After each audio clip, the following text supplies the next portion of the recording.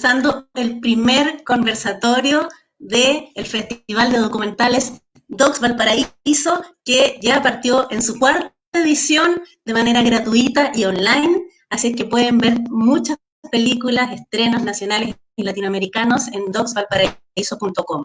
Hoy tenemos una cita súper interesante porque hemos logrado reunir aquí en Facebook para toda Latinoamérica, ojalá nos acompañen desde distintos países, a mujeres directoras, cineastas latinoamericanas en este conversatorio sobre archivos familiares y la historia política. Son directoras muy jóvenes que han optado por hacer sus trabajos documentales con archivos familiares, películas caseras, muchas veces archivos propios y otras veces archivos familiares para contar una historia personal que en algunos momentos también se cruza con la historia política.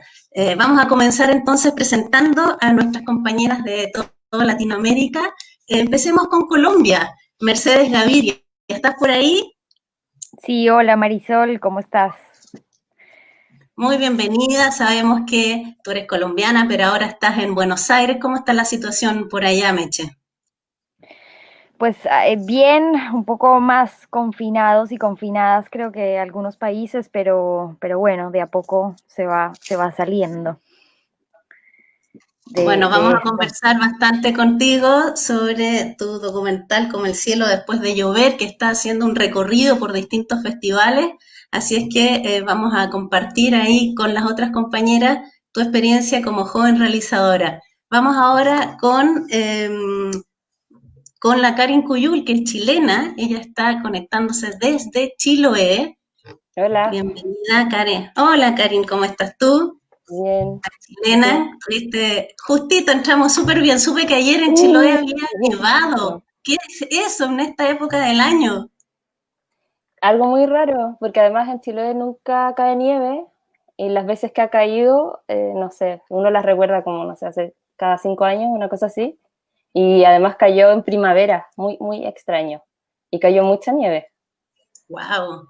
Bueno, para los amigos y amigas que están en Latinoamérica, Chiloé es una isla muy grande al sur de Chile y Karin Coyul está ahí. Su película, Historia de mi nombre, tiene mucho que ver también con ese lugar, ya vamos a estar conversando. Y se va a sumar una tercera compañera, que es chilena también, pero que ahora vive en Colombia, que es Lisette Orozco, del Pacto de Adriana. Hola Lisette, ¿cómo estás tú? Hola, ¿cómo están? ¿Cómo va todo por allá? ¿Cómo está Bogotá? Por allá, frío, calor. Como bipolar. Bogotá es súper bipolar porque uno despierta con un sol gigante, toma desayuno y después está lloviendo torrencialmente, y después hay arcoíris y otra vez sol y después vuelve a llover y así son todos los días en Bogotá, súper bipolar. Pero es súper tolerable porque las temperaturas no son extremas, entonces nunca hace frío extremo ni calor extremo, entonces uno puede andar así normal todos los días. Que eso es lo que me gusta, como que es estable dentro de todo lo inestable.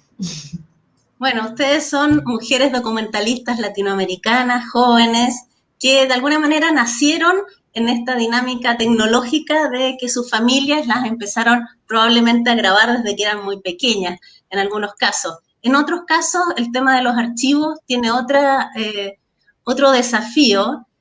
Hoy día, en el conversatorio de Docs Valparaíso, que estamos incorporando a gente de Latinoamérica, vamos a hablar de documentalistas latinoamericanas, mujeres, entre los archivos familiares y la historia política. Lo que queremos desmenuzar acá son las opciones y las apuestas que han hecho ustedes como mujeres de una generación reciente para abrir los temas más familiares, los traumas a veces personales o familiares, aquellos silencios, aquellas omisiones, y echar mano del material de archivo para hablar de ello. En algunos casos también, como decíamos, con este cruce con lo público, este cruce con lo político. Karin, en tu caso, tú eres de las documentalistas que no pudo echar mano de los archivos propios familiares porque te diste cuenta que durante tu niñez y tu juventud tu familia no tenía registros. En Historia de mi nombre, que se estrenó este año, y que sigue en red de salas de cine, según entiendo, y también está en Argentina, en PCI, tú revisitas los lugares donde viviste cuando pequeña, como una forma de una búsqueda de identidad familiar y personal. ¿Cómo hiciste para hacer una película documental de no ficción sin tener archivos propios? Eh, bueno, en términos prácticos, lo que hicimos fue una convocatoria por Facebook para conseguir archivos. Para mí, o sea, yo sabía cuando partí la película que no tenía ningún tipo de archivo, y por otro lado, como los poquitos recuerdos que habíamos acumulado con mi familia se quemaron en este incendio. Y para mí era muy importante como hacer esta reconstrucción de memoria a partir de los archivos de otras personas, y trabajar también con toda esta idea de lo colectivo a través de los archivos de otros. Y así fue que en el 2017, cuando comenzamos el rodaje, hicimos esta campaña, que igual fue muy acotada por Facebook, como de la gente del equipo solamente, y ahí empezaron a llegar archivos de gente desconocida, otros archivos de amigas, y durante el rodaje además tuve la suerte de que visité 2 de los colegios en los que yo estuve, y justo estos colegios, o afortunadamente estos colegios habían hecho durante ese periodo un archivo audiovisual propio, por distintas razones. Entonces, terminé de completar las cosas escolares, por ejemplo, con este material súper valioso que tenían estas 2 escuelas. Y tú, Mercedes Gaviria, en tu caso sí tienes mucho archivo de ti cuando eras pequeña, porque tu padre, además de haber estado chocho contigo como la mayoría de los padres que graban a sus hijos desde pequeños, además es cineasta, estamos hablando de Víctor Gaviria. Entonces, ¿cómo fue esta acumulación de material? ¿En qué minuto tú viste que ahí había una posibilidad para hacer tu largometraje? Tú venías básicamente del sonido, tú eres colombiana, pero te fuiste a vivir a Buenos Aires, ahí estudiaste cine. Entonces, ¿cuándo supiste que harías una película basándote en gran medida en aquellos archivos de pequeña? Te vemos en unas historias muy divertidas cuando eras niña y no querías hacer la tarea y te enojabas. Así que ahí hay un material muy bonito, además, donde se ve el paso del tiempo. Pero cuéntame de los archivos familiares en tu caso, estas películas. Pues es como que yo crecí con esta idea de un papá que nos filmó, que nos está filmando siempre, ¿no? Inclusive hoy en día él sigue filmando como su día a día, tiene como un impulso medio vital por filmarlo todo, y una manera de relacionarse con su familia también era esa, ¿no? Había algo yo creo que de seguir como afirmando ese lugar del cineasta que siempre está creando imágenes, y que él se sentía como con una responsabilidad familiar de crear una memoria familiar, ¿no? No justamente para pensar el cine desde ahí, sino que simplemente como una caja de recuerdos, ¿no? Como una caja de no olvidar la infancia, ¿no? Él siempre me ha hablado mucho de la importancia de la infancia para quienes estén pensando en algún momento trabajos con la creación, ¿no? Como que había mucho trabajo desde ahí y un discurso como muy claro, que también hablábamos un poco de su poesía, pero hay algo como que yo creo que él se empecinó en dejar como una especie de eso, como de tesoro del tiempo. Lo que pasa es que cuando yo realmente entiendo que ahí puede estar el cine también, miro el archivo desde otro lugar, ¿no? Como que yo había mirado el archivo siempre también como una caja de recuerdos. Y entonces cuando empecé a entender que ahí estaba el cine, y que ahí estaba el cine que yo quería hacer, y que había algo de la reconstrucción de mi propia memoria que estaba ahí, ¿no? Como que era muy fácil darme cuenta de eso. Lo que fue un poco pues difícil para la película era entender qué archivo entraba en la película y qué no, porque hubo mucho de eso que se quedó afuera, obviamente. Y entonces fue como muy, muy lindo porque partí del archivo, pero a la vez también después mucho de ese archivo quedó por fuera, ¿no? Como que me ayudó a hacer como una capa o una elaboración de montaje cronológico, ¿no? Una cosa muy, muy, muy concreta de ver esta familia crecer en el tiempo, cómo pasaba el tiempo, y después cuando yo realmente me aproveché de ese archivo para poder construir un relato, pues entonces hubo cosas de ese archivo que quedaron por debajo, por fuera, pero que igual me ayudaron para escribir ese argumento de la película, ¿no? O ese arco temporal que era importante como para poder montar, porque fue una película que se escribió propiamente en el montaje. Yo no tuve como una instancia de salir a filmar, sino que creo que la película está compuesta en realidad por mucho, pues por archivo, solamente que hay una pequeña trampa de que se organiza el tiempo de una manera y pareciera que sí hay un presente, pero realmente nunca hubo como un rodaje. Y en tu caso, Lisette, estuviste trabajando 7 años en un proceso fílmico, pero sobre todo personal, en el Pacto de Adriana, donde tienes una diversidad de archivos bastante amplia. Y en esa cantidad de tiempo me imagino que habrán sido muchas las decisiones que tuviste que tomar, además sobre los formatos de los archivos, además de los archivos familiares, tú echas mucha mano de los audios de WhatsApp, de las grabaciones de Skype. ¿Cómo fue las decisiones que tuviste que tomar respecto de esos archivos durante tanto tiempo? Sí. A ver, igual desde que decidí hacer esto de mi vida una película, yo creo que esos fueron 6 años, ¿sí? Pero probablemente es una película que está construida de material de toda la vida, ¿sí?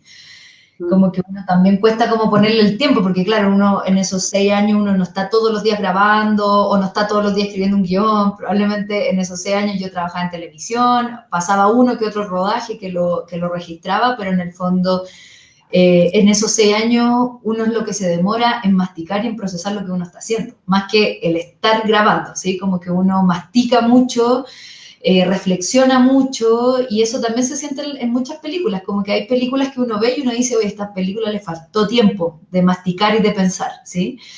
Y bueno, como que al principio lo que más me angustiaba era el tiempo y finalmente lo que más me terminó gustando fue el paso del tiempo. Entonces como que aprendí, crecí haciendo una película. Y con respecto al material de archivo, a ver, yo fui súper radical en una cosa que decidí hacer desde el primer día en que decidí hacer una película con un contexto golpe militar, ¿sí? O un contexto dictadura, que ese es como el contexto. De eso no se trata la película, pero sabemos que ese es el contexto que gira. Es que yo decidí nunca usar las imágenes que yo había visto en todas las películas de la dictadura, ¿sí? Y fue como una decisión radical que yo tomé desde el principio. Y tomé esa decisión radical porque me sentía como atrevida, como usando las imágenes de las víctimas para una película de una victimaria, como que me sentía como mal educada, no sé, como que había una sensación extraña con querer usar las materialidades, de mostrar esas típicas imágenes de la casa del presidente quemándose, o mostrar las imágenes de las víctimas ahí marchando, como que sentía esta película no es de víctimas, entonces me sentía como, por un lado me sentía como atrevida, y por otro lado, el hecho de empezar a hacer un documental político, familiar, autobiográfico, me permitió ver todo lo que existía de lo político, familiar y autobiográfico. Y entonces me vi harto cine de Pato Guzmán, de Ignacio Agüero, ¿cómo se llama la que hizo Calle Santa Fe? Carmen Castillo. Entonces, como que en el fondo me empecé a empapar del cine autobiográfico y el cine político chileno, y me sirvió eso como inspiración, primero, me sirvió para informarme de la historia de mi país, segundo, y tercero, me sirvió para tomar esa decisión radical de no querer usar esas imágenes, ¿sí? Dije, en mi película voy a usar imágenes de archivo, pero voy a usar las imágenes propias de archivo, ¿sí? No voy a usar imágenes prestadas, como que eso fueron parte de mis decisiones, como por separarme también de las películas que ya había visto de la dictadura. Y si bien dije, voy a usar mi propio archivo, en algún momento llegamos a la sala de montaje y mi montajista me dice, ya, ahora hay que construir tu vida, ¿con qué material? Y yo como, no sé, tengo puras fotos nomás.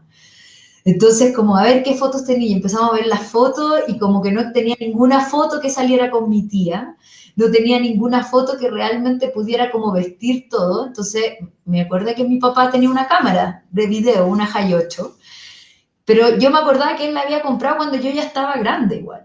O sea, grande 7 años, pero me acordaba que igual era grande, como que dije, ah, bueno, igual no hay material archivo mío desde que nací, por ejemplo. Y me metí al material de archivo y efectivamente no encontré nada que saliera con mi tía, pero había una presentación de mi familia. Y por medio de esa presentación de mi familia me iba a presentar yo y iba a hablar en qué familia tan particular llegué. Llegué a una familia donde me criaron mis abuelos, donde no tuve a mi figura materna presente, como que todas, una familia bien matriarcal de muchas mujeres, donde todas las mujeres eran un poco mis madres, pero también ninguna era mi autoridad. Entonces tenía esa como confusión y eso había que explicarlo en la película y decidimos usar ese archivo familiar. Y el archivo de mi tía de la dictadura es archivo de ella. Ella con los militares, ella con sus colegas, es archivo que ella me dejó. Entonces, básicamente, con esas dos construcciones de archivo decidimos con la montajista de pasar de lo privado a lo público, ¿sí? Porque básicamente son archivos súper privados, íntimos, personales, qué sé yo, pero el hecho de ya ponerlo en una película, ya estamos universalizando y diciendo esta historia no es mía, sino que esta es la historia de todos nosotros, ¿sí? Para los que recién se están integrando, estamos en el conversatorio. Gracias por compartir tremendas experiencias, nos dice ahí Gabriela Pena. Estamos en el conversatorio de Docs Valparaíso, que comenzó ayer con una bellísima película, Honeyland, y va a continuar hasta octubre, así es que aprovechen de ver películas. Estamos hablando con mujeres documentalistas latinoamericanas, así es que si están en distintos países de Latinoamérica pueden hacernos sus preguntas y aquí pueden contestarle a las chicas. A propósito entonces de archivos, de paso del tiempo, de lo público y lo privado, de las decisiones, Karin, de pasar de una cuestión personal, íntima, a aquello político, público y comunitario. ¿En qué minuto tu vida, bueno, tu vida está marcada y lo vemos en la película por hechos bien concretos que tienen que ver con la historia reciente de nuestro país, pero ¿en qué minuto tú decides que aquello que podría ser una reflexión más bien íntima se abre a través del documental autobiográfico a una cuestión pública? ¿Hay un momento que te haga clic? O sea, es que eso siempre estuvo porque era la búsqueda que iba a hacer a través del nombre y a través de Karin Eitel. Lo que pasa es que fue un poco al revés, como que al final apareció toda esta cosa como de volverse un poco hacia adentro y empezar a que la historia en realidad estaba más relacionada con mi familia que con ella. Pero para mí siempre fue súper importante mantener esta idea de ir haciendo o trenzando el relato íntimo, que antes estaba en una capa mucho más lejana, pero después terminó teniendo como una presencia mucho más como mayor. Pero siempre, o sea, como a partir de la reflexión de por qué a mí me dieron este nombre y qué es lo que significaba este nombre, porque venía de una mujer que había sido detenida y torturada en la dictadura, que fue sobreviviente de la dictadura, que perteneció al frente en este caso, quería un poco como tenía que hacer este viaje desde ahí, como relacionándome y trenzando esa historia, la historia personal, con también cómo crecimos quienes no vivimos la dictadura, quienes nacimos después, y que ese relato además fue negado, y era ir haciendo estas preguntas como constantemente, y estas preguntas además estaban un poco en mi historia, pero también habían preguntas que aparecían dentro del archivo, de los archivos familiares, de los archivos también oficiales, que aparecen un par ahí muy específicos, pero fue siempre el motor de esta película, ir relacionando siempre la historia personal con la historia general. Y en tu caso, Mercedes, No, cuando hablamos de lo público, en tu caso no se refiere a lo político, sino más bien a un personaje público, una figura de renombre internacional como es la de tu padre, Víctor Gaviria, director de cine. Entonces tu camino desde lo personal a lo público más bien tiene que ver con esta figura del padre, que además es muy, muy fuerte y muy clave en tu vida. ¿Cuándo tú decides que esta reflexión sobre esta otra mirada, esta otra forma de hacer cine que tú apuestas también, que podemos profundizar después, pasa también por exponer de alguna manera o visibilizar o evidenciar tu vínculo con esta figura pública que es tu padre? Pues es un poco, lo que pasa es que el proceso mío fue como desde un lugar muy, bueno, desde lo privado, ¿no? Y como preguntas que yo me estaba haciendo como mujer, como hija, que estaba también como entendiendo la distancia que había entre el cine, ¿no? Y yo, entre mi papá y yo, entre mi mamá y yo, ¿no? Como un poco entendiendo cuáles eran las distancias. Había una distancia que era muy concreta y es que inconscientemente o no, yo me fui de Medellín estando muy joven, ¿no? A los 17 años yo me fui sin saber muy bien por qué, pero yo necesitaba como una distancia, ¿no? Como para poder tener mi propio lugar, ¿no? Tanto en la vida, pero también en el cine, ¿no? Como había una gran sombra que yo sabía que tenía que sortear en mi vida y que iba a ver cómo, ¿no? Como no lo tenía muy claro. Haciendo la película y terminando la película y reposando la película, me doy cuenta también que no solamente, o sea, que aparece la figura del padre cineasta, como Víctor Gaviria, que es un ícono del cine colombiano y que de alguna manera hace parte de nuestra tradición, o sea, quienes hacemos cine y somos colombianos o colombianas, inclusive podríamos pensar que quizás algunos cineastas latinoamericanos tienen el cine y las películas de Víctor como un principio de todo, ¿no? El principio del cine. Entonces, de alguna manera yo siento que hay una respuesta en función a esa narrativa hegemónica, en función a ese cine, al gran cine, ¿no? Al cine que en Latinoamérica ha habido muchos, pues existen muchos cineastas latinoamericanas sin duda, pero hay unos nombres de directores, sobre todo, que nos han marcado a todas y a todos, ¿no? Entonces, ¿cómo luchar con esa tradición sin negarla? Porque creo que no se puede negar esa tradición. ¿Cómo se carga esa tradición y qué lugar, o sea, y cómo te haces vos ese lugar dentro de esa tradición, ¿no? Como para no solamente replicarla, sino también generar una especie de diálogo. Entonces, a mí me interesaba dentro del cine pensar un diálogo con esa tradición, y era inevitable que ese diálogo con esa tradición era realmente un diálogo con mi propio padre, ¿no? Como que había algo ahí que yo tenía que medir esa conversación y decir, bueno, este es el cine del que yo vengo, este es mi padre, esta es mi familia, que ha sido como muy inherente al cine y a esas imágenes, ¿no? Como las imágenes del cine colombiano para mí, bueno, si no eran las imágenes de las películas de Víctor, eran las imágenes de colegas y amigos que frecuentaron mi infancia, ¿no? Y entonces, bueno, y la idea de un set, los rodajes, cómo se organizaba el cine, las jerarquías, las estructuras de producción, como que de alguna manera yo sí quería dialogar con eso. Y entonces me encontré con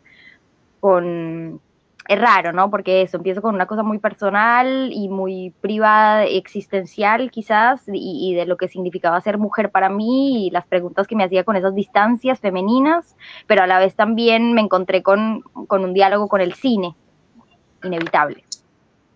Lisette, en tu caso, en que estabas rodeada de muchas mujeres, la tía Chani, tu tía Chani, era alguien muy clave para ti, a la cual no veías tan seguido porque vivía en Australia, pero era la tía a la que iban a buscar al aeropuerto, la que te traía regalos. Esa figura, así como como para Mercedes el padre es la figura clave, en tu caso es tu tía Chani, y fue un proceso muy complejo, largo y doloroso el poder ir identificando que lo que ella te contaba que era, en realidad no era. ¿Cómo fue en términos personales ese proceso y cómo fueron cambiando las decisiones a lo largo del propio documental cuando tú te vas dando cuenta de la realidad de quién es tu tía Chani? Es que bueno, eso es lo que se demoró tanto tiempo. Es como el irte enfrentando a muchas cosas, ¿no? Como que en el fondo yo me sentía súper como segura y había asesores que me decían, oye, pero tú no te estás ahí terapeando con algún psicólogo. Y yo, pero ¿por qué? No, si está todo bajo control, ¿sí? Y como que yo vivía, grababa una situación, lo guardaba en mi disco duro, pasaba un año, volvía a grabar otra situación, lo guardaba en mi disco duro. Pero en el fondo nunca me enfrenté a ese material hasta que vi un primer corte de la película. Creo que el momento decisivo o clave, por lo menos en mi proceso durante estos 6 años de realización de una película, fue cuando Melissa me entregó un primer corte de la película. Y me desplomé. Y me desplomé porque vi en esas materialidades cosas que yo no había visto mientras grababa. En la materialidad, cuando veo un armado, 2 horas de película, y digo como, oh, qué heavy que mi tía acá me está manipulando. O que heavy que acá mi tía miente y aquí se contradice y acá no sé qué, y como que siento que el armado me hizo ver un monstruo que no quería ver en el proceso de hacer la película. Como que había algo probablemente más inconsciente o involuntario dentro de mi corazón que yo sí quería que mi tía tuviera razón. O dentro de mi corazón, dentro de mí, yo sí quería que mi tía no se equivocara tanto o que no quedara tan mal. ¿Sí? Pero en el momento en que me encuentro con ese primer corte y me encuentro con la revelación del personaje de mi tía, que no lo veía en el día a día, ahí me agarré la cabeza y dije, ¿qué hago? Porque en el fondo, después de hacer esta película, mi familia no me va a hablar, mi tía menos. Y no solamente va a ser una bomba para mi familia, sino que va a ser una bomba para otras familias. En el fondo voy a dejarla embarrada y ¿qué hago? ¿Cómo puedo hacer una película donde no me tenga que quemar lo suficiente? ¿Cómo puedo hacer una película media? Entonces, como que ahí ya llegaron los grandes cuestionamientos de tomar decisiones, que es como con esto me quedo, con esto no me quedo, me hago cargo de mi historia personal y no me hago cargo de la historia de Chile. Son como decisiones que uno va tomando, como que me acuerdo de ese momento donde Melissa me dice, ya, anda a encerrarte una pieza y trae la voz en off de esta escena. Y yo, ya bueno, y me voy a encerrar, escribo, me desahogo, qué sé yo. Después llego donde Melissa y le digo, ya, en Chile no existió una transición a la democracia, existió una transacción. En Chile no sé qué, bla, bla, bla, bla. Y Melissa me queda mirando y me dice, Liz, necesito 2 líneas o 3 líneas y necesito que cierres tu proceso personal, no la historia de Chile. Y fue como, obvio que tenía toda la razón, pero para mí también fue muy liberador poder escribir todo eso como lo político que sentía. Porque también uno cuando hace películas, que documental se asocia como al cine de trabajo social, como que yo decía, tengo que ser responsable con un mensaje. Probablemente esta película se va a ver en Colombia, se va a ver en Argentina, se va a ver en Brasil, se va a ver en varios países donde tengo que ser responsable con lo que estoy diciendo y por mucho que quiera mi tía, no puedo estar limpiándole la imagen a una persona que le hizo daño a mi país. Entonces, como que ahí tuve que tomar decisiones como súper difíciles, decisiones de dejar a un lado mi corazón y poner mi raciocinio por otro lado, mi ética y mi moral, y ir con toda la fuerza con eso, porque también siento que al haber hecho una película así, me puedo parar al frente de la gente y darle la cara. Probablemente si hubiera hecho una película donde le limpiara la imagen a mi tía, no viajaría mostrando la película porque me daría como un poco de vergüenza por mentir o por tergiversar o por tratar de protegerla, aunque yo siento que en la película la protegí mucho, aunque no lo crean, yo siento que la protegí mucho. Entonces sí, fue un proceso súper largo, un proceso que me cuestioné muchas cosas, que tomé muchas decisiones, pero también agradezco el proceso porque yo siento que crecí en ese proceso.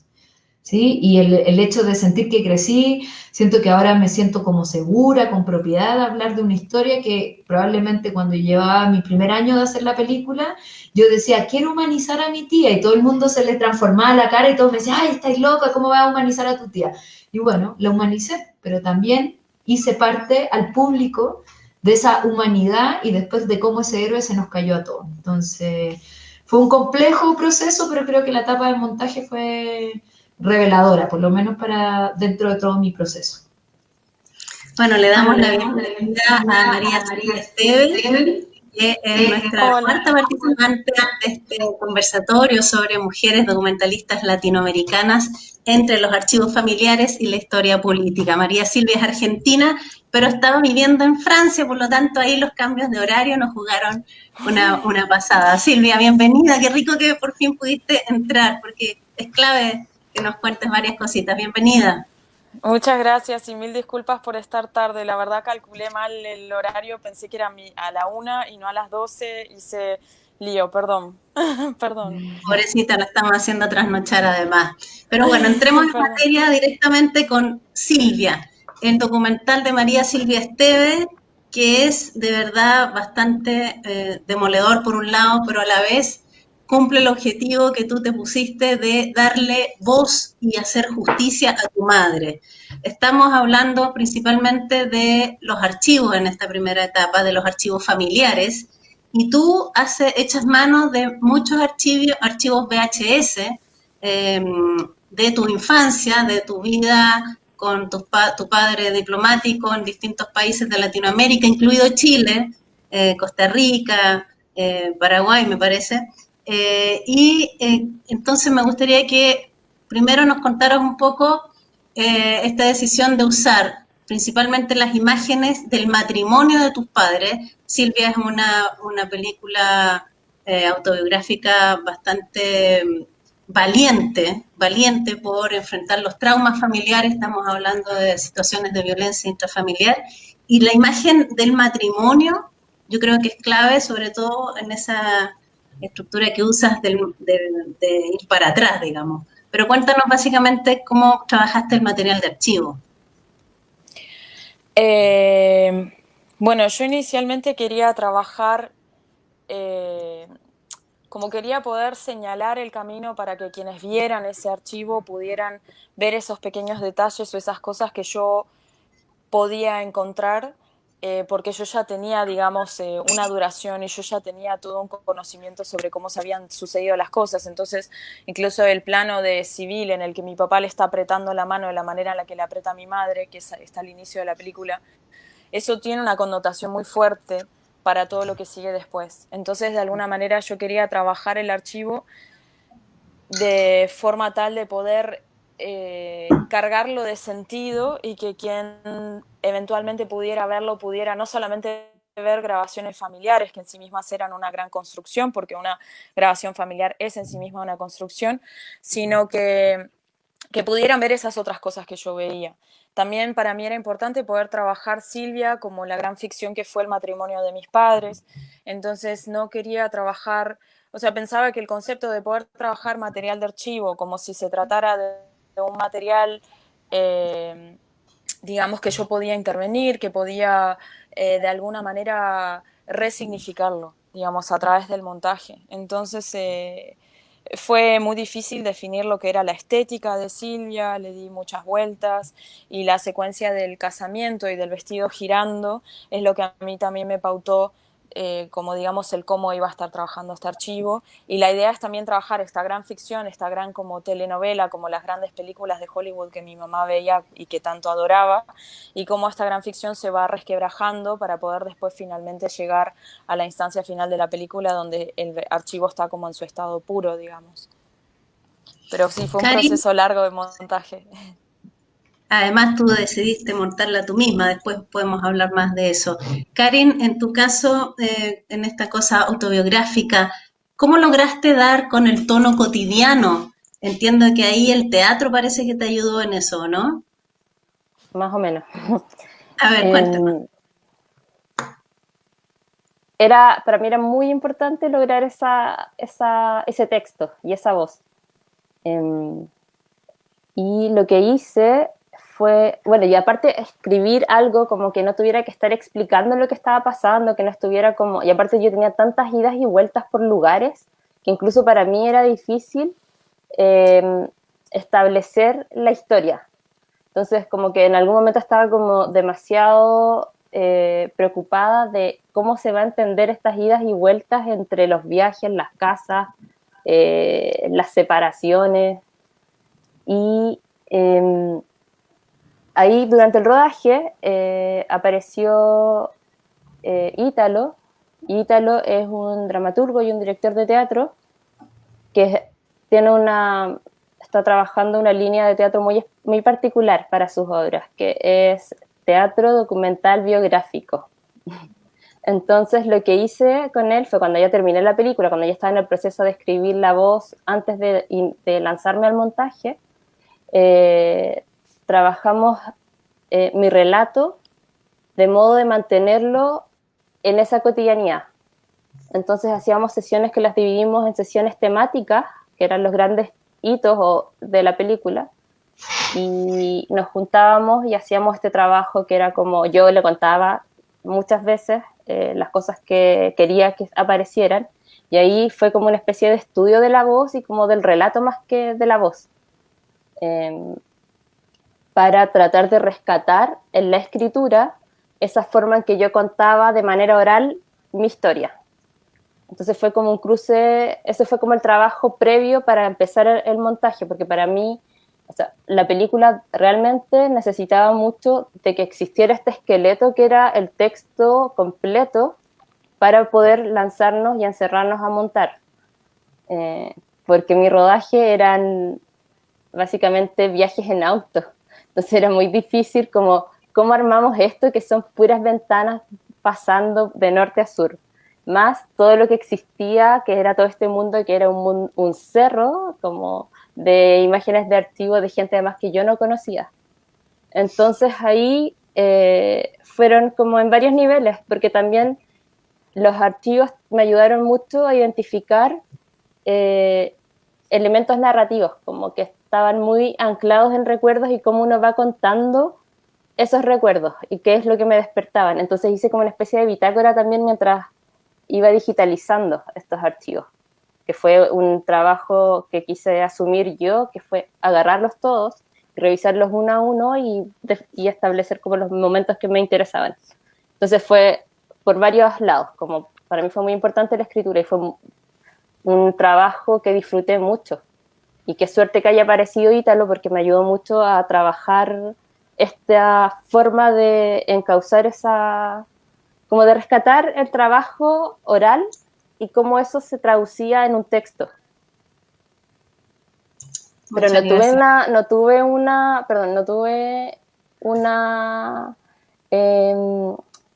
no hice ningún trabajo actoral, para nada. Ya. Ana Russo nos dice, genial, gracias chicas por hacer cine donde lo personal es político. En tu caso, Mercedes, me gustaría que nos cuentes cómo ha sido tu proceso interno respecto de la mirada, yo me atrevería a decir feminista en tu caso, por ejemplo, la evidencia del cuestionamiento a las escenas de violación que están en la película de tu padre, La mujer del animal, cuando tú cuestionas el tono, la duración. Cuéntanos esta mirada más cuestionadora de los estereotipos y de la estructura y del patriarcado, cómo la fuiste desarrollando y si eso estuvo desde el principio en tu idea de la película, como el cielo después de llover, o fue abriéndose a medida que iba avanzando.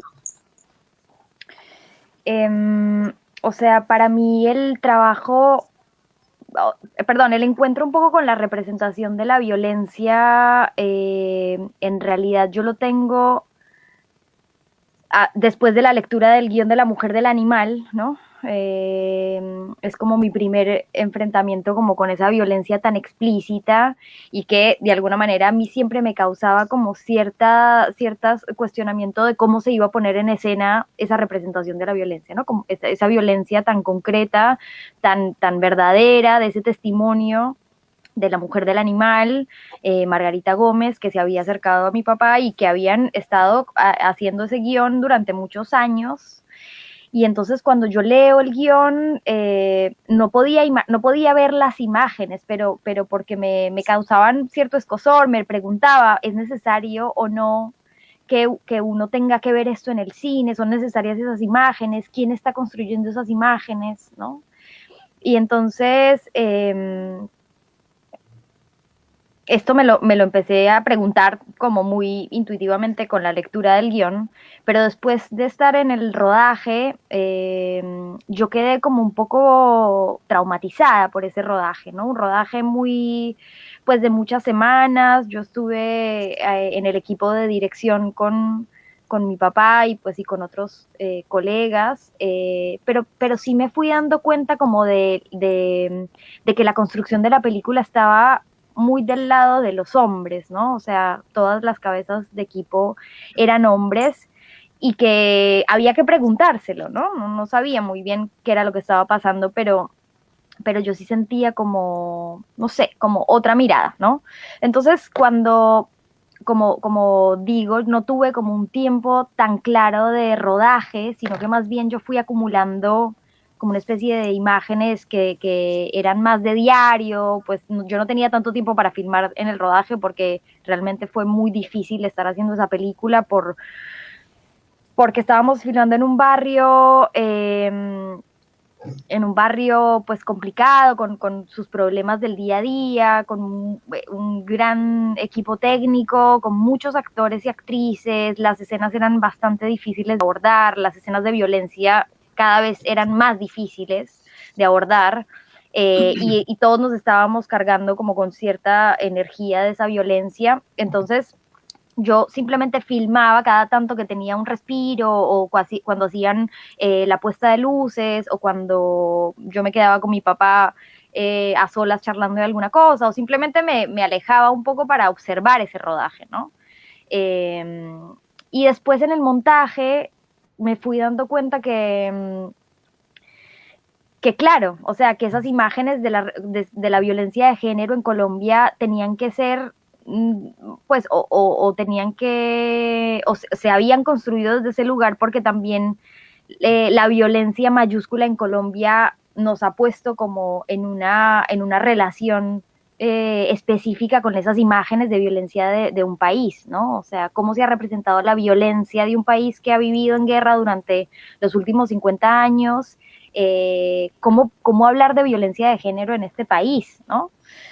Sabiendo bueno, que convivimos con otro tipo de violencia. Entonces ahí empecé un poco como a entender que quizás ese archivo de de las imágenes, digamos, de caseras, que ahora Silvia vos decías, o sea, desde el lugar en donde se construye también ese archivo familiar, hay una decisión de contar algo o de filmar algo concreto, pero bueno, porque estás mediado por esa subjetividad, y que hay cosas que van a quedar siempre por fuera, ¿no? Entonces me pregunté qué eran esas cosas que habían quedado por fuera, qué recuerdos míos no estaban o no se condecían con esos recuerdos de infancia, que parecía todo como bastante feliz, pero que bueno, que yo tenía ciertas preguntas acerca de cómo se fue organizando la familia, y me encontré con este otro tipo de archivo, que era un diario que había escrito mi mamá durante los primeros meses de embarazo, y finalmente cuando yo nazco, bueno, y un poco más hasta que mi hermano también nace. Y entonces a mí me impresionó mucho leer ese diario, porque claramente ahí se confirmó que, bueno, que había otros relatos, de las mujeres, y que había que también, no sé, como escuchar esas otras voces menores, ¿no? Pues que parecían menores dentro de la sumatoria de todo, pero que no eran menores y que eran importantes. Y entonces ahí empecé como a preguntarme más sobre esa representación de la violencia de género, y empecé a cuestionarme con los grises que quizás a veces era tan difícil de ver en Colombia y en mi propia familia también, ¿no? Como...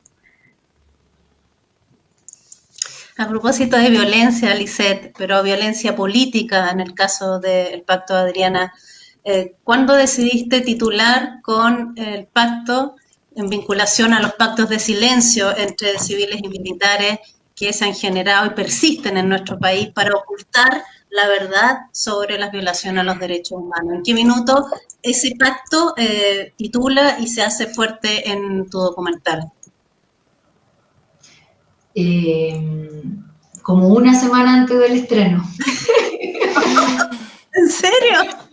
Estuve mucho tiempo con un pésimo nombre que se llamaba Sin Chapa Adriana, que chapa se podía entender en Chile para alguna generación, ni siquiera cualquier chileno puede entenderlo. Lo que pasa es que en la época de la dictadura, la gente que trabajó para la policía secreta tenía muchas identidades. Mi tía tenía varios carnets, varias cédulas de identidad. Entonces eran sus chapas, eran sus apodos.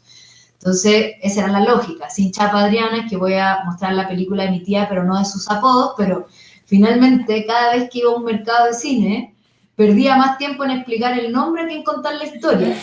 Y mucha gente se metía a internet para ver qué es Chapa y todo me decía, pero ¿cómo? Era el documental de un cerrajero y era como, sí, el nombre, fue un pésimo nombre, pero bueno, y el consejo de un gran cineasta chileno, Iván Novikov, que me dijo, no lo andes cambiando todo el tiempo, porque igual tienes que posicionar un nombre en la industria y por último, si después lo cambias, que lo cambiaste una vez, no lo cambiaste 10 veces, porque si no la gente va a creer que son proyectos distintos.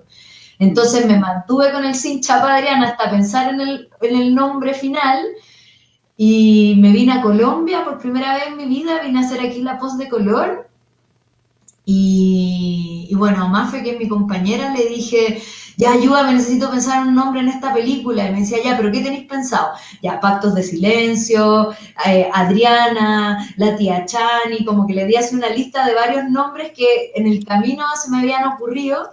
Y me queda mirando y me dice, ¿y el Pacto de Adriana? Y yo, oye, ¿cómo no se me ocurrió a mí? Llevo como 6 años pensándolo y fue súper revelador y fue realmente como 2 semanas antes de estrenar. O sea, fue algo súper que llegó en el minuto exacto porque si no, no sé quizás cómo se habría llamado, probablemente se habría llamado Adriana solamente, no sé, como que esa era como la alternativa que tenía, se va a llamar Adriana y ya, y no me complico más. Pero no, por suerte llegó Mafe a mi vida y me solucionó ese problema. Qué bueno. Silvia, en tu caso, en tu película Silvia, tú haces un ejercicio muy, muy duro también de, junto a tus hermanas, ir revisando imágenes de estos archivos de la niñez que fueron filmadas, qué sé yo, y ahí tú te vas dando cuenta de estas distintas voces, porque es bien impresionante estas voces en off, como frente al mismo hecho, ustedes empiezan a tener visiones distintas sobre lo que ocurrió respecto de la vida de tu mamá y de tu papá. ¿Cómo fue esa decisión y ese proceso de incorporar esa divergencia entre ustedes como hermanas? Inicialmente yo lo que quería era tratar de, en las entrevistas con mis hermanas, tratar de conformar un único relato, pero mientras más intentaba eso, más me daba cuenta que lo que yo recordaba no era de la manera en la que la recordaba mi hermana Alejandra o mi hermana Victoria, también incluso en su negación a recordar. Y sentía que esas divergencias también hablaban de lo que implica la imposibilidad de reconstruir la persona de alguien que ya no está.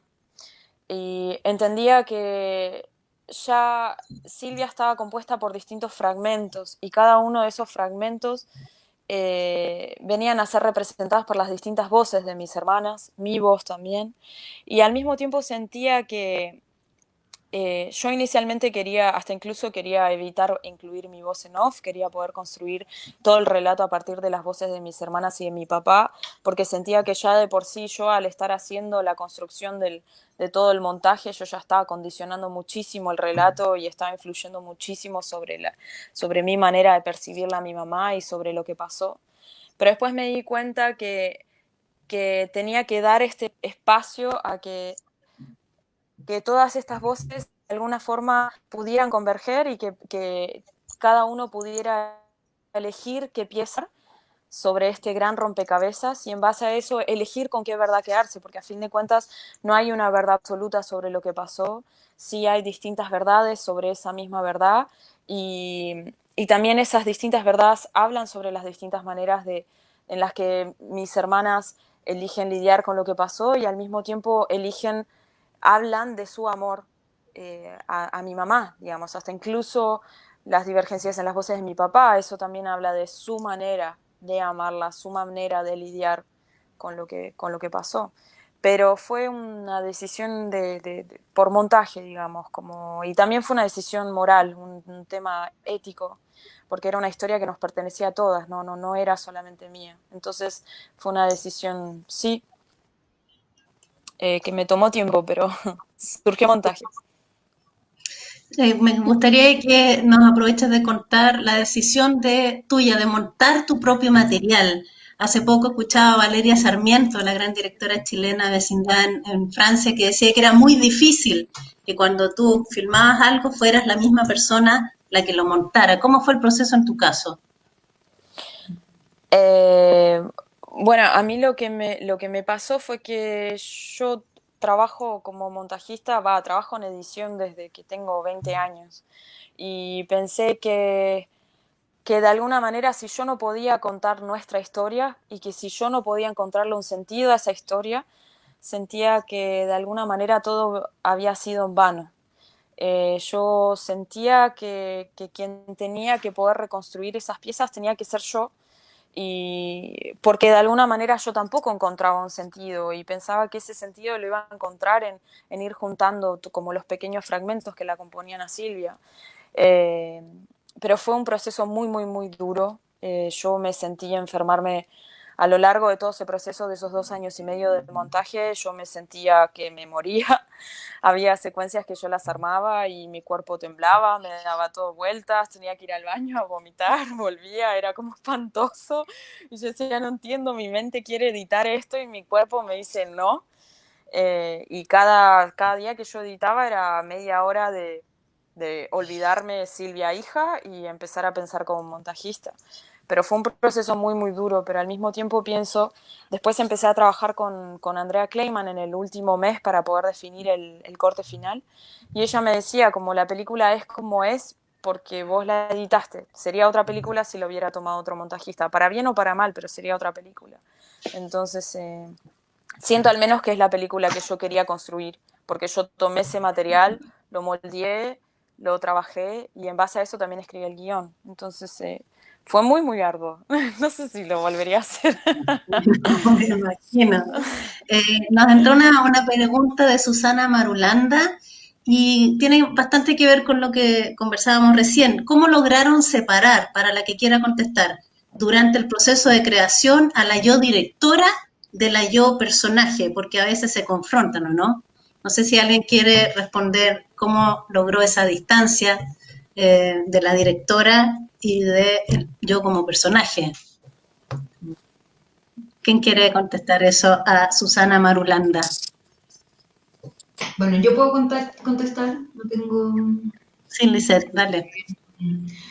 A ver, para mí es importante como aclarar que yo, además de ser personaje de mi película, yo soy guionista. Entonces, como para mí era muy importante que esta película quedara bien contada.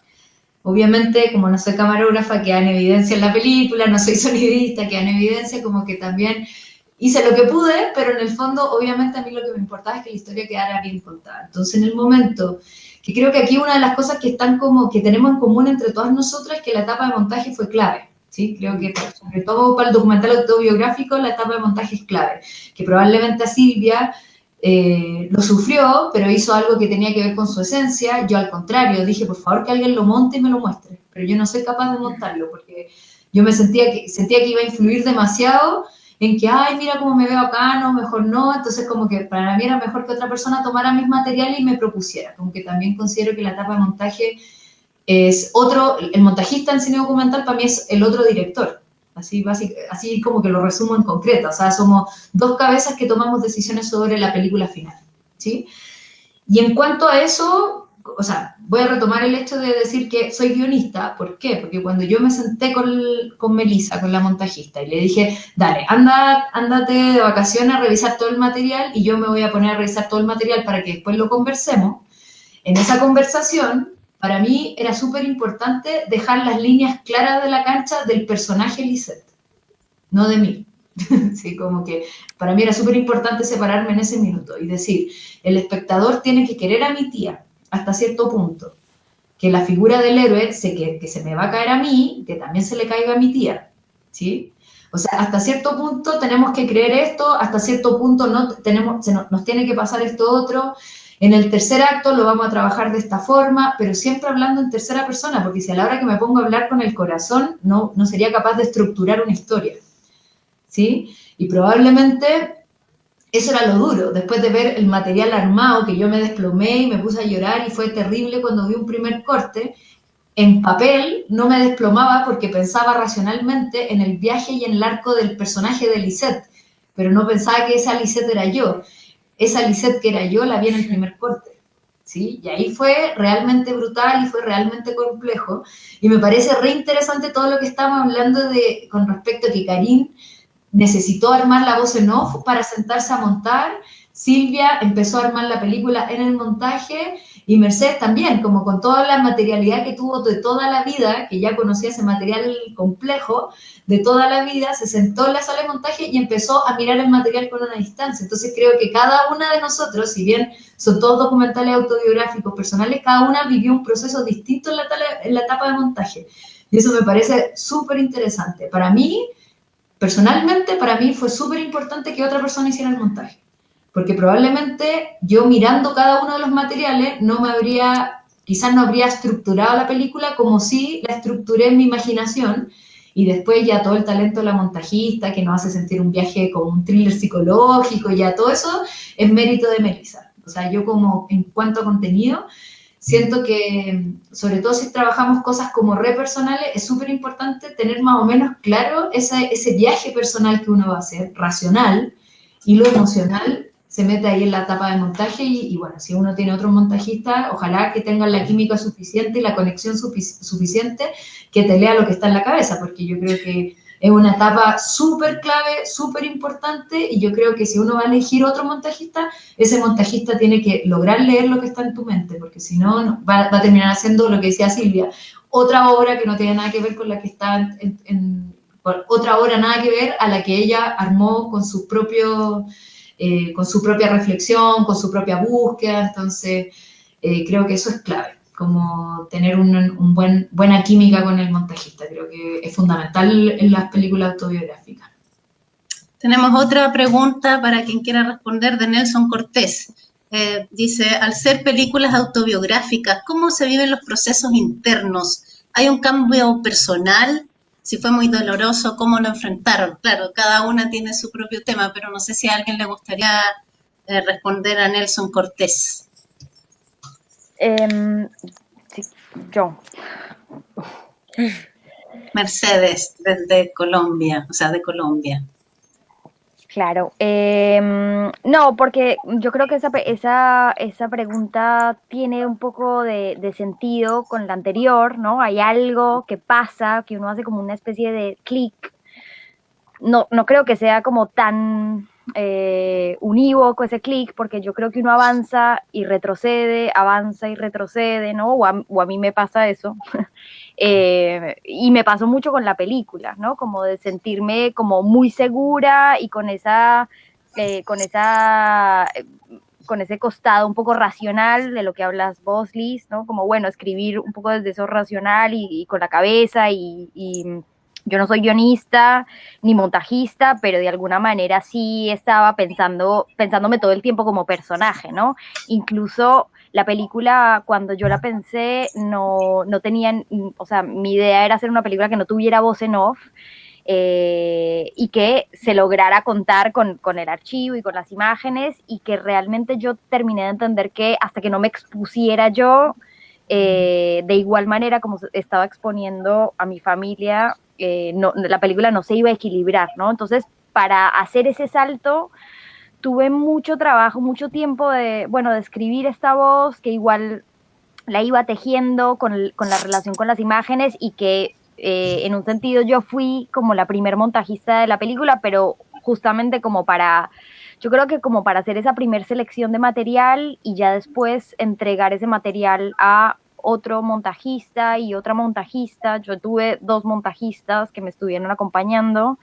Y tuve muchos procesos de, sobre todo como de ir a laboratorios y programas como para pensar, ¿no? Como para dejar descansar los cortes, para poder darle a otro o a otra, que eso quizás a veces es un poco mareador porque al final terminas con muchas voces en la cabeza acerca de tu película que realmente, más allá de que te acompañen otras personas, realmente vos entendés qué es lo que querés contar y qué es lo que no, qué es lo que, ¿no? Como esa idea de no sabes muy bien qué es lo que querés, pero quizás sí entendés qué es lo que no querés, y entonces a veces eso a mí me servía sobre todo como para eso, como para darles cortes a mis montajistas, primeros cortes, ¿no? O armaba secuencias y escribía una voz y la grababa y entonces ellos, sobre todo, bueno, en mi caso era muy importante tener montajistas que no fueran colombianos.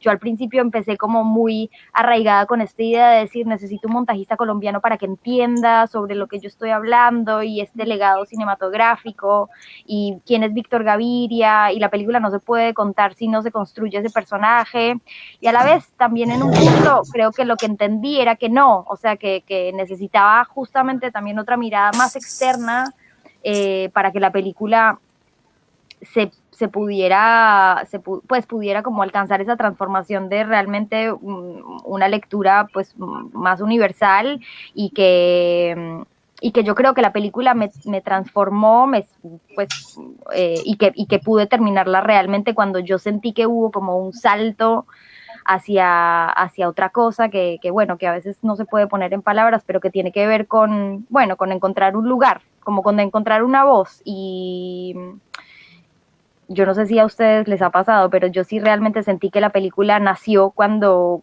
hay algo en mí cambió. O sea, yo empecé haciendo la película muy joven y tenía muchas ideas, pero todavía no estaba muy segura o tenía como muchas preguntas que me costaba inclusive formularlas, porque quizás no se responden esas preguntas en la película, pero ni siquiera podía formularlas como en voz alta. Y después, a medida que fui creciendo, que fueron pasando los años, que me fueron pasando otras cosas, que fui viviendo otras historias, pues como que creo que ahí fui capaz de formular incluso la pregunta y decir, bueno, pero bueno, pasaron mucho, y creo que por eso también es en esos, vos decías, Liz, ¿no? Bueno, son 6 años, yo también tardé más o menos 5 años, que son como necesarios, ¿no? El tiempo en el documental es muy importante y que a veces también uno tiene como una prisa por hacer las películas, por terminar las películas. Yo tuve una suerte y mala suerte, y es que no conseguí fondos para hacer la película, salvo para desarrollarla, y creo que nada, me la pasé desarrollándola hasta que en el montaje, hasta que dije, ok, estoy montando la película, ¿no? Pero hay algo como de ese tiempo natural de procesar las cosas, de entender qué es lo que estás queriendo decir. A veces no es tan fácil y que se necesita como no tener ninguna prisa. Darse el tiempo suficiente, entonces. Yo quería hacerles una consulta a todas, porque ustedes son jóvenes, son directoras latinoamericanas y son mujeres. Quisiera saber si alguna cree que hay una particularidad en la mirada de las mujeres que cruzan esta variable personal con lo político, y sobre la misma, si ustedes creen que el documental se da más entre las mujeres por una cuestión de la mirada, de la representación, por un tema económico práctico. ¿Por qué hay más mujeres documentalistas? Me gustaría si me pueden dar su opinión. Si alguien tiene alguna tesis al respecto o no. Yo creo que yo tengo una... Ah, bueno, dale. ¿Quién dale, quiere? Meche. No, dale, Meche. Yo acabé de hablar, o sea, solamente por orden te toca a vos. ¿Quién más quería?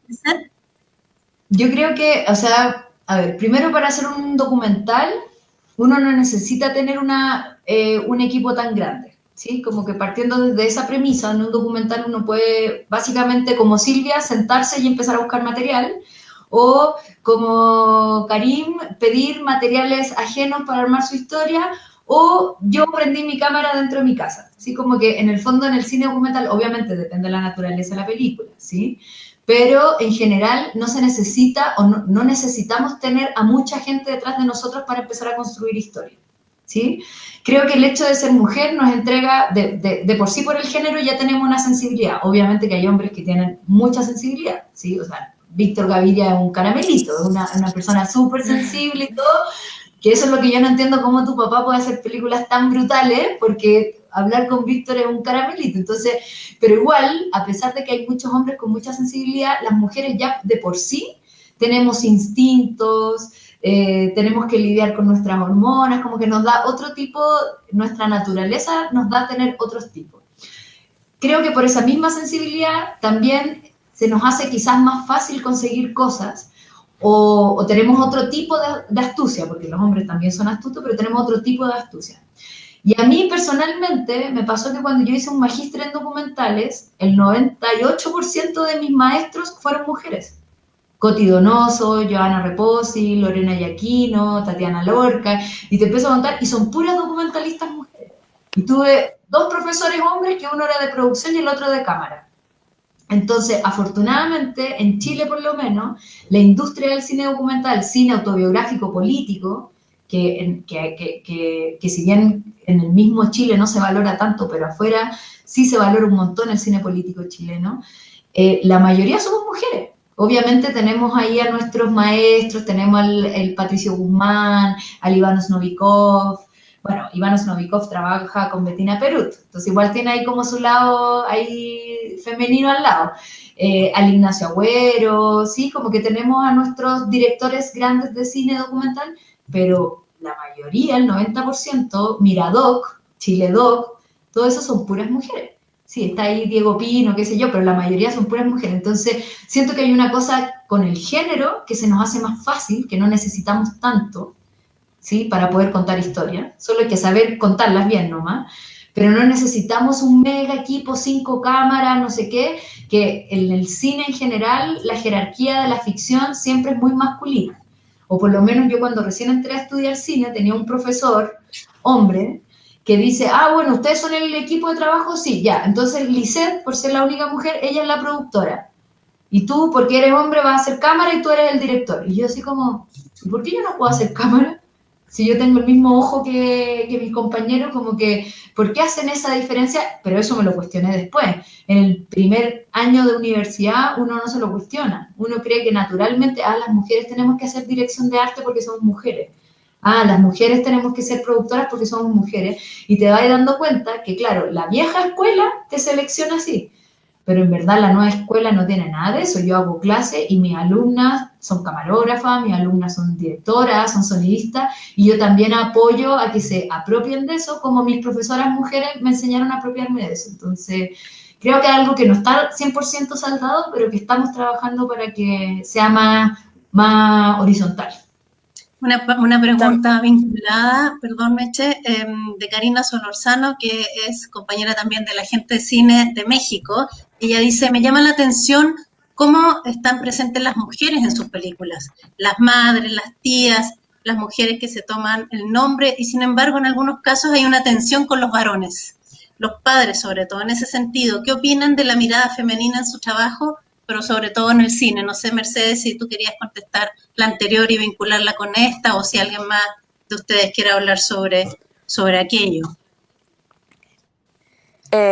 Yo quería decir algo con respecto está un poco vinculada con ambas preguntas. Sí creo que nosotras como mujeres estamos viviendo una situación que va a un momento que considero que es sumamente interesante, porque nosotras estamos por primera vez cuestionando a fondo todo el paradigma que nos rige. Y eso también, para poder cuestionar toda nuestra estructura, hay que ir a lo político. Y de alguna manera, al ir a lo político, es una cae en la cuenta de la necesidad del hacer, que ya no hay más tiempo para esperar, que es como simplemente ir, y que si no tenemos suficiente lugar dentro de roles femeninos, o no hay suficientes películas femeninas, o no hay suficientes historias de mujeres, nosotras tenemos que ir y contarlas, y nos tenemos que hacer ese lugar. Y el documental facilita eso, si bien son procesos muy largos, pero facilita el largarse a hacer. También hay una realidad, que es que gran parte de toda la infraestructura del cine está regida en su gran mayoría, como decía Lisette, o sea, por roles masculinos. Es como eso, si es un hombre, si es cámara, tiene que ser hombre, y así sucesivamente. Y también está esta cosa de que también, inclusive a mí me ha pasado mucho, incluso en festivales, de que te ven que sos mujer y que más o menos algo te arreglás, y se toman ciertas libertades con una simplemente por ser mujer. Entonces, sí pienso que hay un vínculo muy directo, digamos, en el hecho de que el cine documental, que habilita, que en sí mismo también es algo, es un lenguaje que todo el tiempo se está reformulando. Es un lenguaje sumamente sensible, donde las reglas no están pautadas, está todo el tiempo cuestionándose, y que en realidad está en consonancia con lo que la mujer está haciendo continuamente. Está todo el tiempo cuestionando su lugar dentro de esta sociedad, y está accionando sobre eso, está generando una voz, está creando a partir de eso. Entonces considero que hay un vínculo muy, muy, muy directo con el ser mujer, y el cine documental habilita tantísimo, digamos, es una libertad maravillosa. Eso. Silvia, tú en tu película también planteas en algún momento que todo lo que le sucedió a tu madre, en términos de todas las restricciones que tuvo, en términos de estereotipos, todo lo que no pudo ejercer sus profesiones, todo lo que le ocurrió tenía que ver justamente con el hecho de que era mujer. Sí, yo creo sinceramente que mi mamá hoy estaría viva si simplemente no hubiera nacido siendo mujer. Y ella hoy gozaría de una forma de vida, y gozaría de una carrera, y sería otro ser humano que se habría podido realizar simplemente porque no hubiera nacido mujer, porque había toda una infraestructura que la inhabilitaba a poder ser quien ella verdaderamente quería ser. Y también el hecho de que se descalificara su voz, porque justamente por eso, porque si es una mujer que se está quejando dentro del rol que tiene que cumplir, y de alguna manera se la califica de loca, se la desescucha, sobre todo dentro de lo que era esa época, ¿no? Es mucho más fácil decir que la mujer tiene que callarse y obedecer al hombre que trae el plato a la mesa, antes que realmente poder abrir los ojos y ver que hay situaciones de violencia que están sucediendo ahí a la vuelta de la esquina, o que están ahí, digamos. Es como que eso es algo que yo quería hablar, de lo que era el rol de la mujer dentro de una generación, y hasta incluso 2 generaciones atrás, porque mi mamá fue criada por su abuela, pero quería que estuviera dentro de la diégesis de la película, que fuera parte de su universo. No quería decir, el ser mujer significa esto, el crecer siendo mujer significa esto otro. Quería que que fuera algo que condicionara a la totalidad de la película, que estuviera impreso dentro del relato, digamos. Pero fue algo a trabajar Bueno, profundamente. así es. No Quiero decir sé algo. si, Karin. Yo. Me parece que el hogar, o la estructura del hogar y la familia, es como la primera, es una estructura política ya establecida, es como la primera que tenemos. Y creo que, y es la primera a desafiar, cuando ya pasamos una etapa, como desafiar esta estructura de la familia y del hogar. Y me parece que ahí puede haber un vínculo entre el ser mujer con tener que revelar, hemos tenido un rol histórico de tener que revelarnos ante ciertas estructuras hegemónicas, y creo que ahí puede haber un vínculo entre ambas cosas, como el primer desafío, la primera cosa es desestructurar esta estructura tan difícil de romper, además, que es la que nos determina desde que nacemos. Mercedes, no sé si quieres agregar algo, porque tú en película, como El cielo después de llover, planteas en algún momento, a propósito de este tema de la violación de la mujer del animal, que el sufrimiento de la protagonista, porque esto está basado en una historia real, se revive fácilmente en el cuerpo de todas las mujeres. Me gustaría que profundizaras un poquito más en eso del cuerpo de todas. Sí, yo creo que, pues, siguiendo un poco lo que decís, Karin, como de esta primera estructura que uno tiene que romper, justamente hay como, o sea, ahora estamos en una lucha latinoamericana que está completamente atravesada o que de alguna manera está bandera, el feminismo se está banderando y se está empoderando de esta lucha latinoamericana, ¿no? Como transversal. Y entonces creo que desde ahí cuando esa lucha de alguna manera se instala en nuestro propio territorio, que tiene que ver como con nuestro cuerpo y cómo vivimos como esa relación tan íntima con esa primera estructura de la familia y cómo poder relacionarnos como con eso tan íntimo. A mí me pasaba que necesitaba entender qué era ese sufrimiento que a mí me llegaba por ver la representación de una escena de violación a una actriz, ¿no? Como que había algo que yo decía, bueno, o sea, claramente tenemos que charlar, tenemos que buscar esas voces entre mujeres, tenemos que cuidarnos, tenemos que escucharnos entre todas y tenemos que dialogar, ¿no? Acerca de nuestras cosas, pues de lo que nos está pasando a cada una.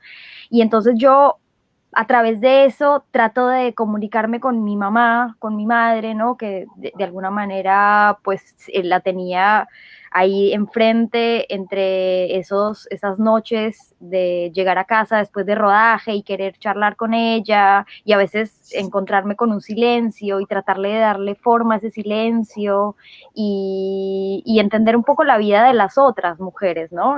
Sin juzgarlas y sin entrar como a apreciar moralmente esas vidas, pero sí un poco como, nada, eso, como tener ese diálogo con las mujeres a veces que yo creo que empieza desde la casa, que empieza con nuestras abuelas, que empieza con esas generaciones pasadas entre mujeres, para entender por qué nos sentimos un poco como con esa necesidad tan tremenda de revelarnos, ¿no? ¿Qué es lo que nos aprisiona? Y creo que a todas nos aprisiona lo mismo, ¿no? Porque ha sido un sistema muy brutal y directo, como nos ha intentado como acallar o dominar o educar de una manera que es tan difícil y creo que pues cuando nos ponemos en común y cuando estamos a propósito de las mujeres como hablando es un poco más fácil, creo. Bueno, lo que nos aprisiona es claramente el patriarcado. Antes de terminar, les quiero pedir un ejercicio, estimadas compañeras, y contarles que durante la preparación de este conversatorio, que es el primero de esta cuarta edición del Festival de Documentales Docs Valparaíso, lo que hicimos fue, se generó un movimiento muy, muy bonito entre todas las documentalistas que están aquí presentes, en que fueron intercambiándose sus propias películas. Después nos van a contar para finalizar dónde se pueden ver cada una, pero entre ustedes vieron el trabajo de las otras. Entonces, para ir terminando, yo les quería pedir si quieren hacerle algún comentario, alguna pregunta respecto de las unas sobre las otras en relación a sus trabajos documentales. No sé si alguien se anima para ya ir finalizando este encuentro. Bueno, ¿Alguien por ahí? Yo tuve la fortuna de ver, bueno, ya había visto cuando estuve en Durri, vi la película de Meche, y bueno, es que yo adoro a Papá de Meche, y lo admiro mucho, y el primer encuentro que tuvimos fue como, ay no, era mi sueño conocerlo, entonces obviamente y yo creo que la gran mayoría de la gente que quiere ver la película de Las Meches porque también quiere conocer al Víctor en su casa, carreteando, o sea, como rumbeando, como que uno lo quiere ver en otros ámbitos, ¿sí? Como que... Y parece muy interesante como ver el tras bambalina del ídolo, que el ídolo ama a su hija, el ídolo tiene problemas con su hijo, normal, ¿sí? Como que uno cree que como que los ídolos no tienen ese tipo de cosas y eso me llamó mucho la atención y me encantó, me encanta la película. Y aparte que me encanta Víctor. Y bueno, el trabajo de la Silvia me parece un trabajo visual que a mí me alucinó tu película, o sea, es pura poesía visual todo el tiempo, como que todo el tiempo todo el tiempo me cuestionaba cómo había hecho como el trabajo con todas las imágenes, como el trabajo, aparte de la imagen de ponerla, sino como... y el diálogo con tus hermanas, que es sumamente incómodo para ellas, como que uno, claro, uno es capaz de exponerse, pero exponer al otro y incomodar al otro es complicado, eso es súper complicado en el cine documental, aunque a mí me encanta incomodar a la gente, entonces como que me encanta. Yo soy como la típica que se pega el comentario en la comida familiar, el comentario feminista, nada que ver, esa soy yo, entonces como que me encanta ver las películas que me incomoden, y me incomodaba, pero me daba risa cuando incomodaba a tu hermana, como que creo que eso también fue una de las cosas que me acuerdo y que me quedó dando vueltas. Lo otro es que tuve la fortuna de al fin ver la película de La historia de mi nombre. Lo digo al fin porque yo conozco este proyecto hace mucho rato que lo escucho, ¿sí? Como de distintos colegas y todo, entonces al final tuve la fortuna y acá te quiero hacer una pregunta. ¿Qué pensó tu mamá después de la película, por ejemplo? Como que es como algo que uno se queda como, oye, su papá la embarró, sacó a la luz el secreto. Y bueno, y también me llama mucho la atención el hecho de usar el material ajeno, pero decir en la película estoy usando un material ajeno, como que siento que al decirlo entramos todos dentro de tu propia regla, ¿sí? Como que en el fondo no, un cineasta no podría decir como, ay no, pero nada que ver la película de ella porque usó un material ajeno. Sí, usó un material ajeno, pero lo dijo. Entonces como que siento que está como todo permitido, ¿sí? Entonces creo que esa apuesta me pareció súper original. De hecho, hoy día en la mañana haciendo clase a mis alumnos hablé de tu película diciendo ese ejemplo. O sea, porque tengo un alumno que está hablando de un documental que le están robando el agua, entonces iba a ir a grabar ahora el río y el río, en vez de grabarlo lleno de agua y la gente disfrutando el agua estaba seca. O sea, el río estaba seco. Y yo le decía, pero anda a grabar otro río con la gente disfrutando en el agua. No, pero es que entonces voy a estar mintiendo. Y yo, no voy a estar mintiendo, necesitamos al final que ese río tenga agua, así que anda a buscarte cualquier río. No, pero voy a estar mintiendo. No estáis mintiendo, si la lucha es la misma. Lo que pasa es que justo ahora se secó el río, pero necesitamos eso para la película. Y ahí puse el ejemplo de tu película, dije, conozco una película chilena donde la directora además en la película dice, estoy usando un material que no es mío. Entonces como que siento que esas son como salidas que uno usa dentro de la narrativa, pero que son súper asertivas, porque en el fondo haces que el espectador entre dentro de tus reglas del juego. Entonces, mi pregunta directamente al grano, ¿qué pasó con tu mamá? Porque yo dije, terminó la película y yo dije, uy, su mamá no le va a gustar nada esta película. Entonces, obvio que me quedé con toda la curiosidad de qué pensó ella finalmente con todo. Espero que no te hayan dejado de hablar como a mí. Nada, pues cuenta, eso. Karin. Esa pregunta me la han hecho mucho. Sí, hombre. Me la han hecho demasiado. No me odia, pero ahí volviendo un poco a una pregunta que estaba mucho más atrás, en un momento del proceso de Historia de mi nombre, armamos un corte que era como cero, ni siquiera alcanzaba a ser el corte 1, pero ese corte, que tenía unas mezclas como ya de selección de material y algunas secuencias que ya estaban empezando a aparecer, yo se lo mostré a mi mamá. Y quería saber qué opinaba. Hasta ese momento ellos tampoco sabían que ya iba a empezar a hablar de ellos, o sea, de ella ni de mi papá. Y yo creo que lo vio, terminó de verlo y me llama y me dice como, Karin, tú estás loca, no puedes hablar de esto. Y ahí entendí que el siguiente paso era como no seguir mostrándole nada a mi mamá, y esas cosas del proceso tenían que ir entrando en la propia escritura. Y no la vieron hasta... Mi papá la vio como en el estreno de Valdivia el año pasado en octubre. Llegó a verla. Y mi mamá la vio un poco antes, o sea, cuando yo me fui a Rotterdam, la vio ahí, como, pero ya estaba, no había nada más que hacer. O sea, ya estaba lista. Pero hoy día como que mi mamá de ese momento, mientras yo estaba haciendo la película, estaba muy asustada. Y a mí me daba un poco de susto también, su susto, porque sentía que, por un lado, lo que tenía que hacer era desafiar ese miedo que tenían, y porque a mí no me parecía justo que siguieran teniendo miedo en el 2018, que fue el año en que terminamos, o el 2019. Pero ahora, hoy día, que ya he visto cómo ha ido, qué es lo que ha ido pasando con la película, siento que que está como con una mochila con menos carga. Y eso es muy lindo, porque creo que aguantaron tanto tiempo de no contar algo que era, ahora yo pienso que es como una cosa muy particular, pero era una carga que se sentía y yo siento que eso los inmovilizó en algún sentido. Y ahora está como una persona mucho más liviana. Y yo también. Qué bonita imagen. No sé si quieres comentar de alguna de las películas de tu compañera, de tus compañeras para ir cerrando. Ah, cierto. Bueno, no está Silvia. Se cayó su internet, pero va a intentar, ojalá, conectarse de nuevo. Francia, sí, pues. Yo vi la de Mercedes 2 veces, porque me parece, no sé, como... y no paraba de verla, como que hay a veces en que en el computador me cuesta mucho ver películas, pero la vi 2 veces y la disfruté mucho las 2 veces. No sé, que siento que lo que más me conmovió y la parte que más me gusta es cuando aparece el diario. Y ahí tiene que ver también con esta relación que hay con las mujeres de las familias, que puede ser la mamá, puede ser en tu caso, Lisette, tu otra tía y tu abuela, si estoy recordando mal.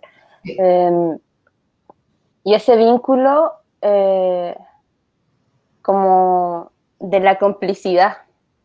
Siento que es una imagen demasiado bonita y que tampoco no necesito más que leer un par de líneas o transcribir un par de líneas, que fue Te lo que hiciste. perdimos un poquito, Mario. ¿Me perdieron? No, ya volviste. Nada, como que me gustó mucho esa representación de la complicidad y como también que hayas transcrito ese diario y no lo hayas leído, sino que en el fondo quedamos como en un leer a tu mamá, porque siento que cuando uno lee le pone la voz del autor, de la persona que escribió esas líneas. Y esa imagen me parece muy, muy bonita. Y el final también me gusta mucho esa canción, no sé por qué la conocí en tu película. Con respecto al trabajo de Silvia, me parece que, o sea, es admirable el valor para haber enfrentado tu historia. Y ahí vuelvo al tema de las estructuras. Como, me parece muy bonito también el homenaje post-mortem de alguna manera. Eso, y me parece brutal. Y además como vinculándolo también al proceso que cada una debió haber pasado para construir sus películas. Encuentro admirable cómo lo llevaste a cabo. Siento que es como una tarea inmensa, inmensa, y como que hay que tener demasiado coraje para haber hecho durante 2 años ese ejercicio, además, que es lo que contaste recién.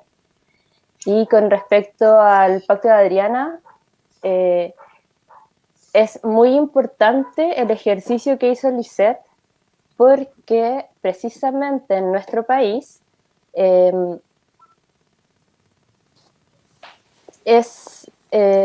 hacía falta que existiera esta búsqueda por desenmascarar de alguna manera a los cómplices civiles que tuvo la dictadura. Y es una deuda que está muy pendiente y que el Estado no la ha hecho. Y que sea un familiar el que devele esa historia, creo que además sitúa un relato que ha sido negado, porque es un relato del que no se han hecho cargo ninguno de las victimarios, y ese ejercicio me parece muy relevante para este país. Antes de pasar a las últimas compañeras, Karin, ¿dónde se puede ver tu película hoy? Sabemos que está en Argentina, en PCI, pero en Chile sigue en red de salas. Sigue en red de salas y sigue en Onda Media. Así que en Onda Media está más tiempo. Bien, para territorio chileno la pueden ver ahí. Entonces, Mercedes, ¿quieres seguir tú? Muchas gracias.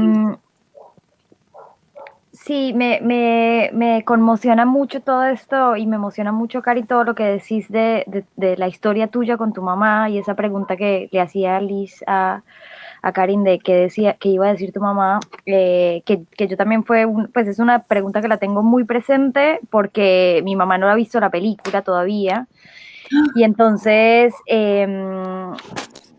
pues discutimos un poco sobre esto y creo que mi mamá quizás está viendo esta entrevista y entonces, hola mami.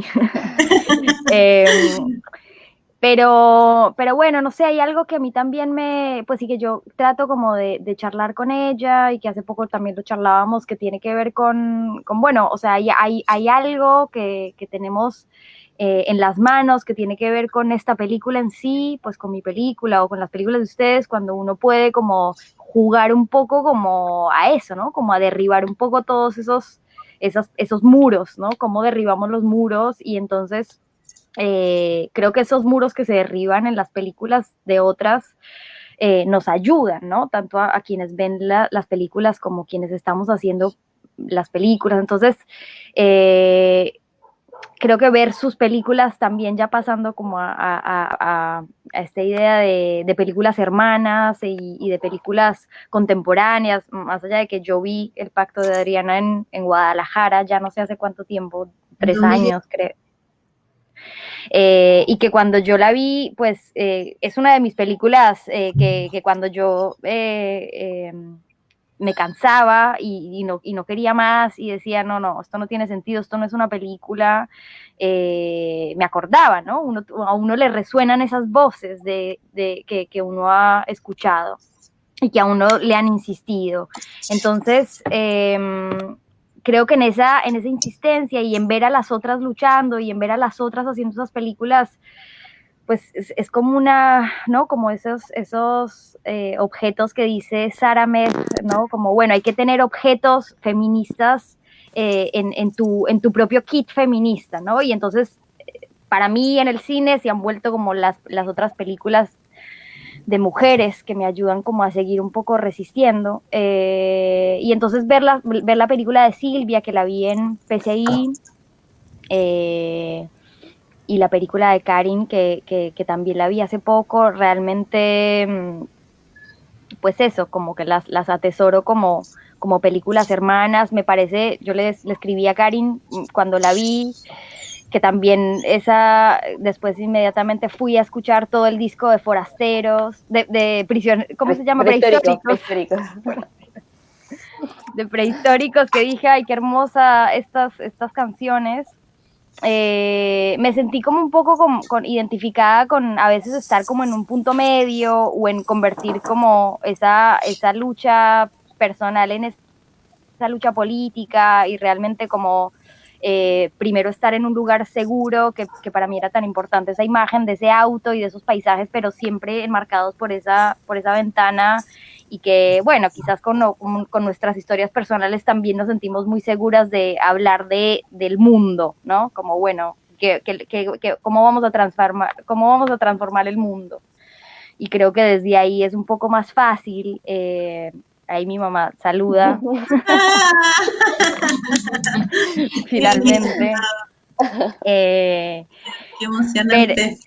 Pero sí, muy emocionante. Y ver la película de Silvia, después también yo estuve compartiendo con Silvia en la Bienal, en donde pues hablábamos de su película y de sus propios proyectos y esa obstinación que a veces ¿no? se nos dice a las mujeres, ay, bueno, basta con tanta obstinación, y me parece que no, que hay una virtud ahí, que hay una virtud en ese lugar de poner todas esas conversaciones pues como dislocadas con esas imágenes, ¿no? Y la pregunta de cómo reconstruir la memoria, ¿no? Y que también creo que las 4 estamos preguntándonos eso, ¿no? O sea, cómo con el cine podemos resistirnos al olvido, o sea, resistirnos al olvido de otras mujeres, de otras pues, o de otras verdades que han sido acalladas o que han sido como invisibilizadas o cómo volver como a traer esos archivos. En el caso del diario de mi mamá, que tuve muchas tuve muchos ensayos de cómo aparecía ese diario, ¿no? Ese diario primero lo filmé, después lo grabé yo con mi voz en off, después en un momento traté de poner en escena como que me dieran ese diario a mí, me lo daban unas manos que no era mi mamá, pero eran unas manos, no sé, como que trataba de llegarle a ese diario y no entendía cómo, hasta que dije, la única manera de que se escuche la voz de mi mamá, que ha sido como un poco más silenciosa, es leyendo ese diario, ¿no? Es el tiempo de la transcripción, pero no solamente filmar el diario y la letra de ella, sino ese diario leído por mí, ¿no? Y esas palabras cómo tardan en escribirse, lo que significa borrar esa frase y que venga la otra, ¿no? El impulso como también de apropiarse de esas palabras para escuchar a esa mujer de 30 años que también tuvo un montón de miedos y que yo estaba sintiendo un poco los mismos miedos, ¿no? Entonces, en ese sentido, creo que eso, en las 3 películas de ustedes, siento como esa virtud de la obstinación por realmente recuperar o reconstruir un poco la memoria, ¿no? O como apropiarnos de esa memoria. Mercedes, cuéntanos de tu película, cuál ha sido el recorrido por festivales internacionales y cómo esperas que se pueda ver en Latinoamérica más adelante. Pues justo se estrenó en Visión Surreal, ahora en este año pandémico, en abril. Entonces, un poco, bueno, la película pues claramente se vio afectada como por todas estas situaciones, pero bueno, ahora la semana pasada estuvo en el Festival de Cine de Guanajuato, ahí tuvo su primera proyección en salas y un público real, en carne y hueso, y ahora pues estamos haciendo un circuito de festivales que vamos a empezar realmente ahora en octubre y que ojalá que esta curva que está bajando nos deje, no sé, por lo menos viajar a acompañar la película o por lo menos hablar con un público real y ver qué pasa con eso tan privado e íntimo en una sala de cine. Sí, pues exponerse entonces a través de las películas con todas sus apuestas audaces de mujeres documentalistas. Y para finalizar, Silvia, no sé si quieres comentar de las otras películas, si pudiste ver alguna, o para ya ir cerrando, si quieres comentar algo más.